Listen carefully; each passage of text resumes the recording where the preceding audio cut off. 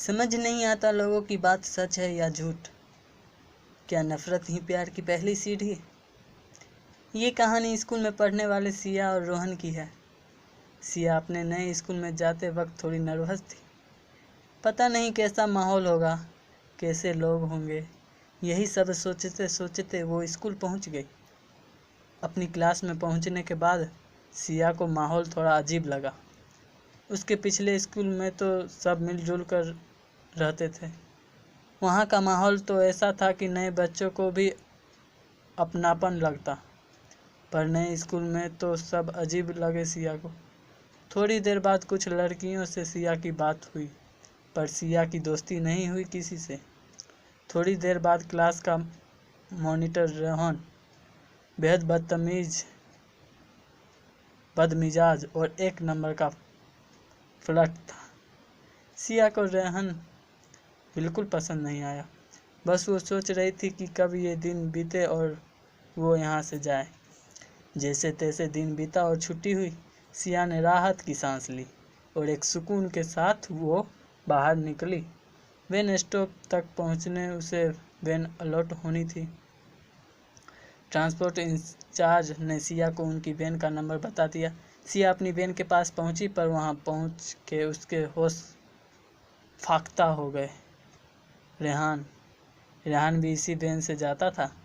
उफ, कैसी मुसीबत है। सिया को लगा उसका दिन ही खराब है। इस पागल रेहान को झेलना पड़ेगा उसे।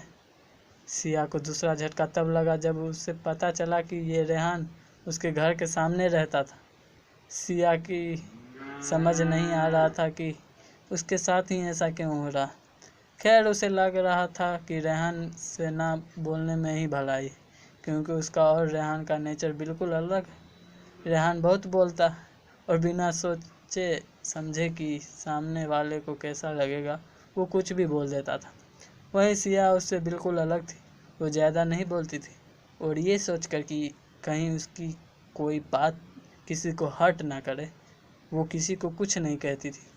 जैसे जैसे दिन बीतने लगे, सिया और रेहान एक दूसरे को नापसंद करने लगे। रेहान तो सिया को बहुत तंग करता था। सिया बस रेहान से छुटकारा चाहती थी। शायद भगवान ने सिया की बात सुन ली।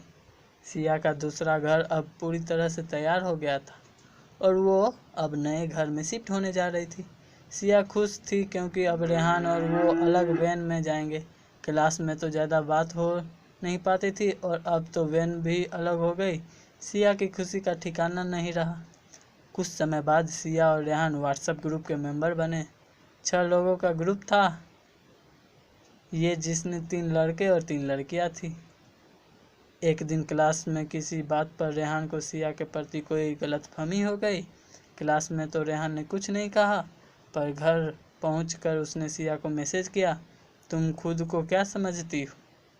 ये पहला पर्सनल मैसेज था रेहान और सिया का। हालांकि सिया को उसके दोस्त ने ग्रुप में जुड़ने के तुरंत बाद मना किया था कि वो रेहान से बात ना करे, पर सिया ने अपने दोस्त की बात को अनसुना कर दिया।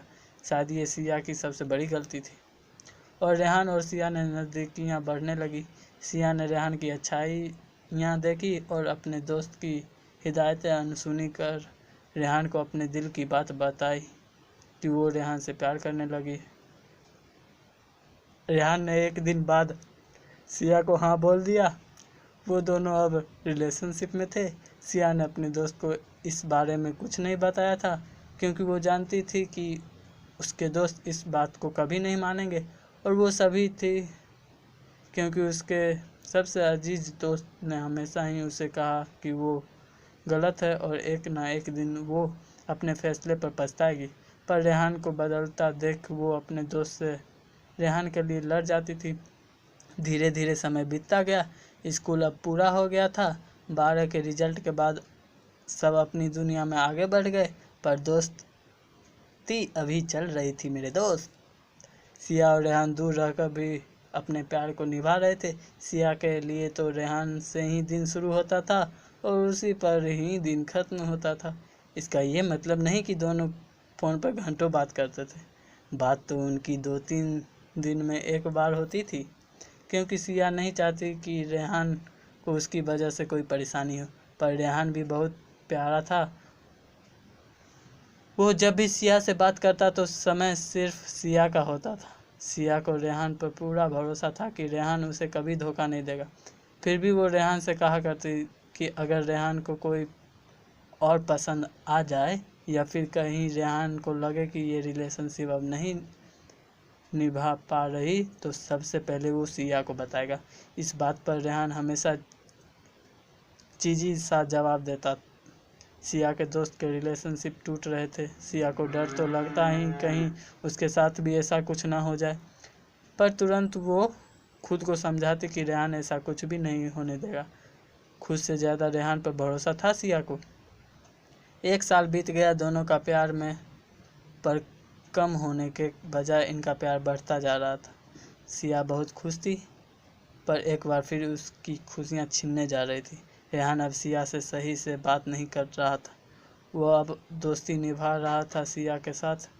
जब सिया ने उससे इस बात की वजह पूछी तो रेहान ने बहुत सी वजह बताई, जैसे उनका कोई फ्यूचर नहीं है, दोनों की फैमिली नहीं मानेगी, दोनों एक दूसरे से बहुत अलग हैं, तुम ही तो चाहती थी कि हम दोस्त रहें हमेशा, पर इन वजहों से सबसे खूबसूरत वजह थी सिया, अभी मैं किसी और से प्यार नहीं करता तो तुम्हें कम ख़राब लगेगा, पर जब कॉलेज में मैं किसी और से प्यार करने के तुम्हें बताऊंगा तब तुम्हें ज़्यादा बुरा लगेगा, और मैं नहीं चाहता कि तुम्हें बुरा लगे। इसके बाद सिया ने कुछ भी कहना सही नहीं समझा, क्योंकि जो इंसान जानता है कि वो अपनी गर्लफ्रेंड, जिसे वो कभी अपनी ज़िंदगी मानता था, को कॉलेज में जाने के बाद छोड़ देगा, वो उससे प्यार नहीं कर सकता।